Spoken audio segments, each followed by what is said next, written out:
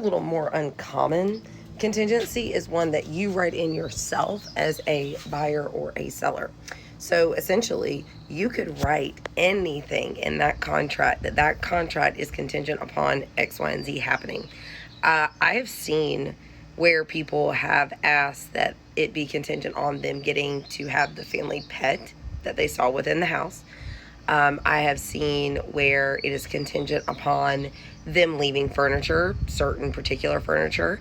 I have seen where it's contingent upon them taking a tree down that could potentially be hazardous to the home. I mean, you name it, you can put it in there. You don't see that a whole lot, but sometimes it's really important to put different contingencies in there, because if those things are not taken care of, then it could make the deal fall out. Now, a lot of things that have to do with fixes or like with the tree situation, things like that, you would have that pop up on an inspection that would be worked out through what we call an ATAC, which is an amendment to address concerns, and that would be negotiated. But if you go to the house and there's something there that you want to keep, something you want to make sure it gets rid of, a timeline, something of that nature, then you absolutely out the gate can put in the contract that offer is contingent on that specific thing happening.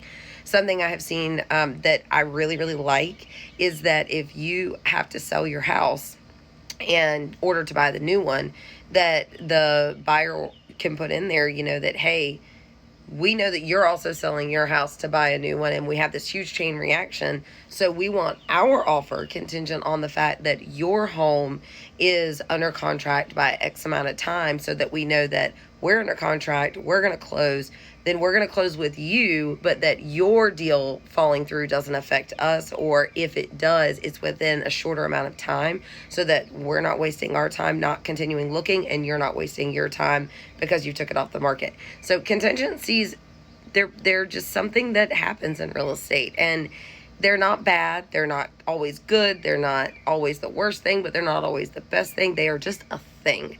They're a thing that has to be worked through, and most of the time, they're not a big deal. We work through them all the time. We manage them. We come up with the best possible solutions. We think ahead with them. And when you have a good realtor that can look at these things, look at the house, look at your instance, look at the seller's instance, talk to the seller's agent, talk to the buyer's agent, whatever side you're on, when they start piecing all of this stuff together before writing an offer or accepting an offer, they take care of that and protect you with those contingencies. It does not matter what your interest is in the contract, whether you're buying or selling. They use those contingencies and account for those contingencies and use that to be able to protect you. So find you a good realtor. If you don't have one, call me. Happy to help, happy to explain. If you want to go about this alone, you absolutely can. I'm still here, still happy to show you and explain to you what this stuff means.